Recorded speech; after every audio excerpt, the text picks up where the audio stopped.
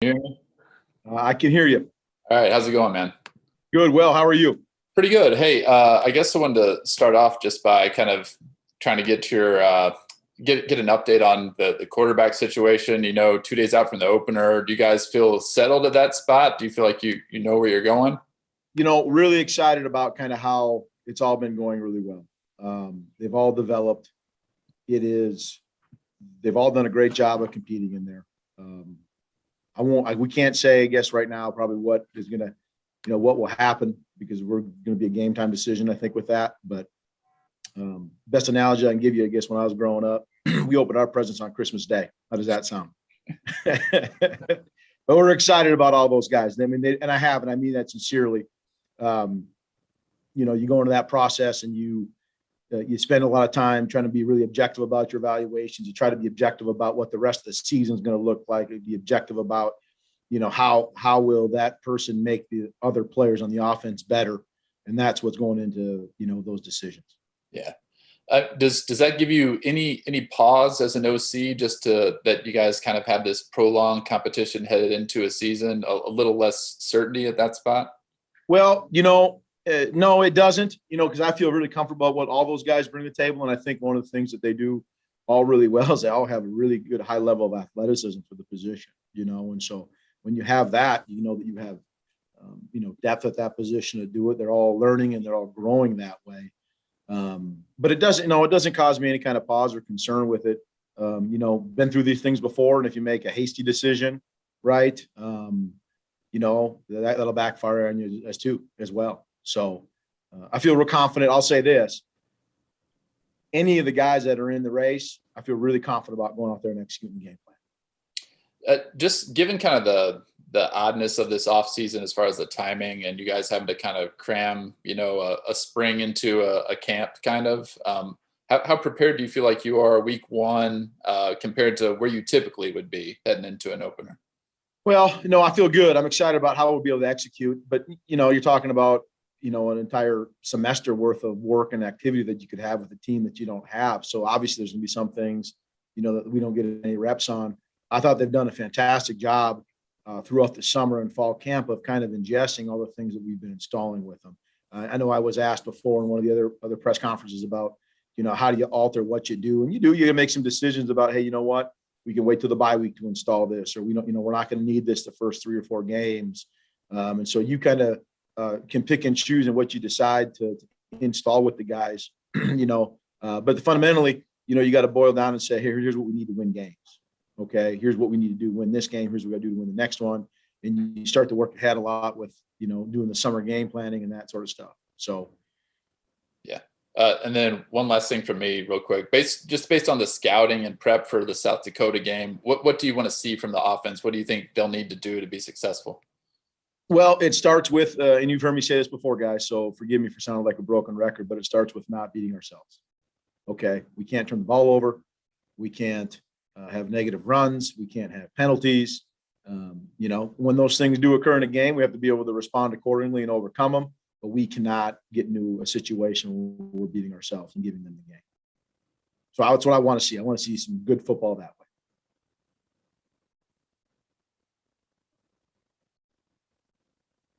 I guess I'll jump in. Hey, Andy, how are you?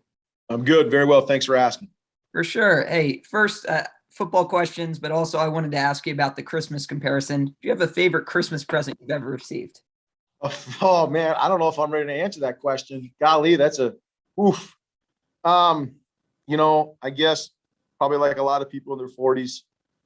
I got a lot of socks and underwear from my parents at Christmas time. I do remember one time I was somewhere probably 6 or 7, got a box full of those plastic dinosaurs. That I remember that, I'm talking about, like those heavy ones that you could probably use as a weapon, nowadays, right? Like that, my grandparents sent those to me. So I remember that. That's the first one that popped in my head. I'm sure I'm offending somebody by not answering some sort of magical gift that I got, but they'll get over it. That's going to make it into the story. So you'll be able to read about that, and they will too. Wanted to ask you about your running back position, specifically the health of that room. I know has been kind of in and out, but do you feel good about the number of backs you have available going into that game and where that room is now? Totally. Absolutely do. and they're critical. I know someone asked last time about, how many do you feel like you got to have? I would say, listen, we want you guys to know the name of consistently about, 3 of those guys at least. Right. And they've done a great job in camp, running well, picking up everything that we're doing.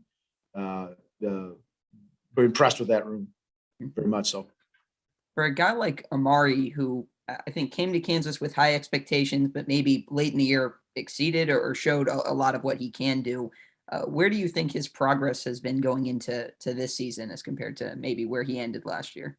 Well, you got to think now, he, coming in to here at KU, he had not played just a lot of football, period. Right. So, in when you talk about like the ages of people, you have your biological age, right? It's kind of like where you're physically, biologically matured to. You talk about your training age and your chronological age. Well, his training age as a football player is still really, really young. So his upside, it's high. He's got an unbelievably high ceiling. I'm looking for him to keep developing, getting better. He's doing, he's picking up, staying active, had a great summer in the weight room, fast, strong, all those sort of things. Yeah. And then I just wanted to ask for your big picture view of this offensive line. We've heard from Coach Fuchs that, he doesn't want 5 guys who play well. He wants 5 guys who play well together. And I was just curious if you guys feel like you have that kind of unit or maybe more than that have meshed together well. They have, he's done a great job, and he said it. That's a great quote. I wish that I would have said it because that's really good. That's very paper worthy for sure. There's a lot of synergy in that group right now. They understand what we're trying to do. We've challenged that group, and I believe this in football. Your offensive line really is the tone setter for your whole organization. Okay. A lot of people are going to talk about quarterbacks, which are important, and skill players, receivers, and running backs, and they're very important. But if you look at championship organizations, the thing that they have in common is they have really good line play on both sides of the ball. So they have good D-line, they have good old line play. And so we challenge those guys about being the tone of our football team, and they respond well to that. And they're playing well together. Mm-hmm. Thanks. Hey, Andy, as the tight ends coach, I wanted to ask, what have you seen from Trevor Cardell? Much like kind of what you asked about when someone asked about Amari and his training age and his upside as he's growing, you're very similar to Cardell with Trevor, how he's grown so much as a football player. And I feel like since the summer to now, he's just continually getting better every day. So you see a guy who's got length, you see a guy who's a multi-sport athlete, you see that athleticism, you see a guy who understands what's necessary to be in the box, and you see a guy who understands and has a skill set to get things done in the perimeter. So at the end of the day, you're looking for a guy who can be, a hybrid like that, right? Somebody who can do good in the box and somebody who can do good, in the perimeter. And he is definitely embracing that. He's done a great job. When you go back and watch film from South Dakota, I know they have a lot of defensive starters back. What do you see from their defense? Well, just the things that you would assume that you could see from watching some returning experience. You see some maturity. You see a group of guys who, are probably 21, 22 years old playing football, right? Running around. They strike me as the kind of group that takes pride on executing. Okay. They're multiple enough, but certainly they're going to do a really good job of doing what they do and executing and tackling, right, and covering and all the things that are fundamental football. That's what you see with them and the experience that they have. Thank you. Andy, when you talk about obviously being comfortable with any of those guys in the quarterback race going out there, does it vary? And I'm not trying to force your hand by any means. Don't take this as me prying or trying to uncover anything more. But does it vary between guy to guy as far as maybe how much you would throw or if there'd be a pitch count on a guy, or is that consistent? No, you wouldn't go in there and say, well, if this guy were to play, you can only throw the ball this many times, or if this guy plays, we can throw it more or less accordingly. You have to be able to execute that part of the game on whatever's necessary to win it.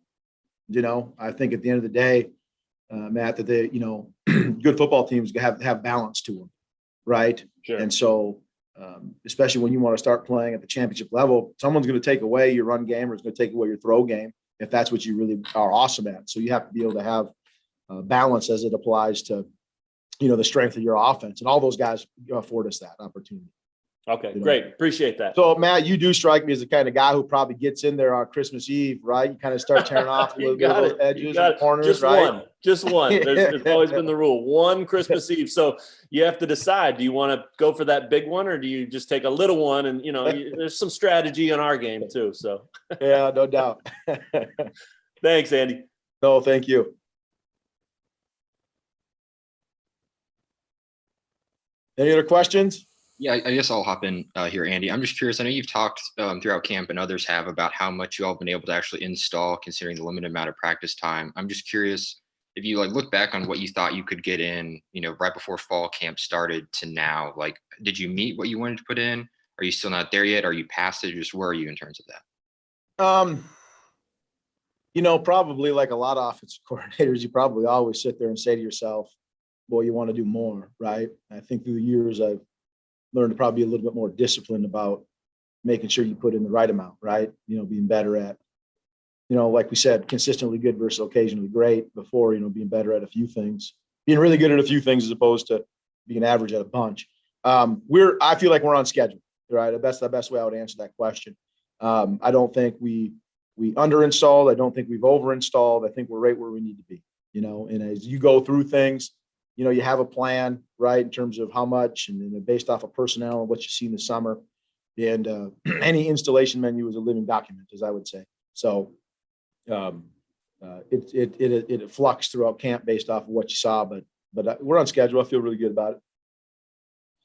Hey, first off, I just want to ask you kind of to maybe compare and contrast, going into an opener this week versus what you're used to as far as, you didn't have your full off season like you typically would, no spring for you guys. How do you feel like this defense is prepared compared to how you would feel about a defense going into a season typically? Well, obviously, it's been a lot of preparation in a hurry. So, there's always a little bit of angst about that, and just trying to make sure that we're covering the bases with guys. And so, if you've been in the same system with a lot of the same guys year after year, there are things that we would all know through in time. Guys just understand quicker, more fully, those kind of things. So so right now we're just we're trying to get our basics in and make sure we're putting in guys in situations where they can be successful and try to keep them out of situations where maybe we know we're not quite ready for everything just yet, but trying to keep them in situations where they can be successful. What maybe has you most upbeat, and is there any on the other side of that? Is there anything where you maybe a little bit concerned heading into the opener? No, I don't know if concern's the right word at all, but I think our guys every day they've embraced the challenge. Never had to prompt our guys with anything about effort, hustle, desire to learn, desire to grab a hold of things. They've not been resistant at all in that area. So I'm really encouraged by that because I know it's just a matter of time before, everything comes together. And, so I'm not worried at all. We've just got to take care of ourselves. And, I'm not really worried about our opponents. Obviously we're going to prepare, we have prepared. I'm more concerned that we can go out there and execute the things that we want with the kind of physicality and effort that we need. Just kind of, you just mentioned kind of prepping for South Dakota. Just based on the scout, based on the prep you guys have done, what will the defense need to do to have success on Friday night? Well, always kind of starts with the same. It's we got to play hard, fast, physical, fundamentally sound, and no matter what the situation is, respond in the same way. And we talk about we got to pursue, we got to keep leverage on the ball, we got to get off blocks, and we got to tackle. So if we can do those things, the scheme of things, what we're doing, or quite honestly what they do, it's of much less importance. So we're really putting our emphasis on those things. We have put our emphasis on those things. And, first game of the year, you never know I know what South Dakota did last year. And we've prepared for that and probably a little bit more, but what they're going to do on Friday night, who knows? We've already kind of prepped our guys that there's going to be something new that we haven't prepared for. So therefore, you got to remember your training and keep our wits about us and just execute the best way we can, and then we'll figure things out. One last thing for me, I just wanted to ask you about kind of Romello Dotson, what you've seen from him the past few weeks at practices, and maybe the things that he's done to impress you all as a staff. Yeah, he's been a pleasant surprise. I can't tell you coming into this that I would have pictured him as a starter, but he's really earned it. He's been consistent. He's pretty low key, laid back. He doesn't always jump at you with what he says and all that flair and that kind of energy that way. But when the ball's snapped and things need to get done, he consistently gets it done. So he's got a good skill set. He's got some length. He runs well. He's smart. Got a knack to play. And as I said, for us, really, it's consistency and really being able to be consistent over time, not just a flash here or there, and then kind of below average the rest of the time. He's really played to a pretty good standard the whole fall camp long, and he's earned the spot where he's going to be. I think he doesn't appear to be the kind of kid that's going to be rattled by any situation, let alone first game of the year. I think he'll handle it well. Hey, Brian, how are you doing? Good. Hey, I wanted to ask about, you have two true freshman safeties on the two deep, both backups. And I was curious, first on OJ Burrows, what have you seen from him? We've seen his ball skills a little bit at practice, but what have you seen so far? Yeah, he's probably got the best knack of anybody on our defense in terms of being in the right position and just kind of seeing what's going on and knowing when and where the ball is going to be delivered and being able to get there. So he really does have a good skill set in that area. He's pretty sharp. He knows what's going on back there. Doesn't make a lot of mistakes, which I like. And so when you put those things together of a guy that's got a knack to play safety and has some intelligence and things to go along with it, I think that's a really good combination. I'm really excited to watch him play and see what he's capable of doing for real. Yeah, I know in high school he set the IMG record for picks in a game. I think he had 4. Is there something that you've noticed that allows him to just be in the right spots and kind of sense it out? Well, yeah, it's a lot of things. It's understanding the coverage that you're in, what you're playing, how you're supposed to be playing it, putting yourself in a good position. But then there's just something that some guys have and better than others of just being able to see a receiver and be able to lock into the quarterback vision and just putting those things together and knowing how to get to the spot. And he's made a number of interceptions in fall camp as well. The same kind of things like that he's doing those things. I don't know if we have a team full of guys that could do that right now. Some of the things that he does on the back end with the ball in the air. And then I think part of it's just a knack and a gift that a skill set that he has. Yeah. And then also just wanted to ask on Jason, what you've seen from him and how he kind of landed on the two deep there. Yep. Super hard worker, so conscientious, does all the extra stuff that you'd want a guy to do in terms of coming in and asking questions and studying film and really kind of self-evaluation, all those kind of things that he does. And he's just a tenacious kid that's not going to take no for an answer. And again, he's those two guys that you just mentioned are both, they were here in the spring, but which has been a great advantage for them just in terms of readiness for things, but they've never played a college football game yet. And but I feel like I don't really feel like they're freshmen, if you know what I mean. I feel like they're just good young players, and all they need is the opportunity to go out there and display it. And I feel confident that they'll respond in a good way and they'll play well. Hey, Brian, I want to go back to something you said earlier, and I've heard this from past coaches before. In week 1 of a season as a defensive coordinator, are you always a little on edge because you don't know what new schemes they're going to pull out that they worked on over the summer? Well, I don't know. Yeah, on edge. I don't know if that's the right word, but I'm already sure there's something, so, and we've talked about that as with our players as well as,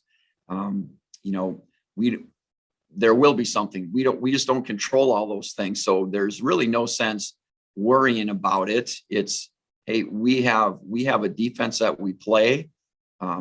Ideally it adjusts to anything that you'd see. We have rules about how we're going to react to things that we know, and also how we should be reacting to maybe things that we don't know. And you survive the play and you execute the plan the best way that you can. Hey, and then we'll come off on the sideline and we'll get it figured out. So